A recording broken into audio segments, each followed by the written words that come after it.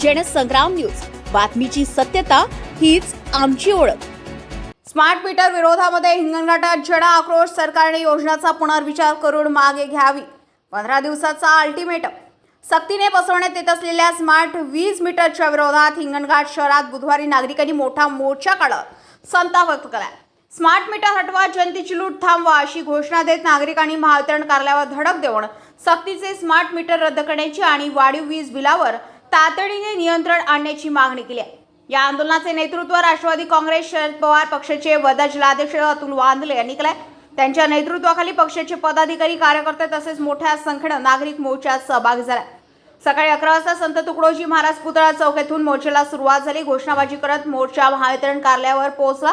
यावेळी आंदोलकांनी अधिकाऱ्यांना निवेदन सादर करून स्मार्ट मीटरची सक्ती तात्काळ रद्द करावी, वाढीव वीज बिलामुळे सर्वसामान्य नागरिकांवर पडणारा आर्थिक भार कमी करावा आणि ग्राहकांच्या हिताचे निर्णय घ्यावेत अशी मागणी केली आहे। आज आपण जे निवेदन दिलेलं आहे कार्यकारी अभियंता साहेबांना, आपली तिच्यात मागणी अशी होती का जे स्मार्ट मीटर लावत आहे तर तुमची जोर जबरदस्ती का आणि सक्ती का, आणि ते प्रायव्हेट कंपनीचं मीटर आहे त्याच कंपनीचं लावायचं का बरं?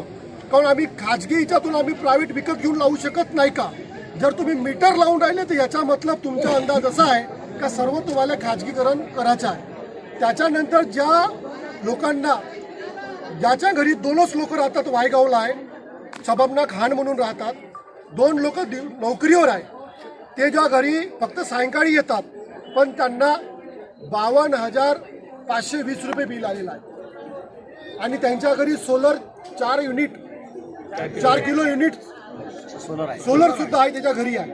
म्हणजे असं लक्षात येत आहे का सर्वसामान्य माणसाची मोठ्या प्रमाणात लूट होत आहे। मी या स्मार्ट मीटरचा मी याला निषेध करतो। जनतेची लूट, जनतेची लूट, जनतेची लूट राज्य सरकारचा। आंदोलनादरम्यान स्मार्ट मीटर नको, जनतेची लूट बंद करा, वीज बिलाच्या नावाखाली आर्थिक शोषण थांबवा अशा घोषणांनी परिसर दणाणून गेले।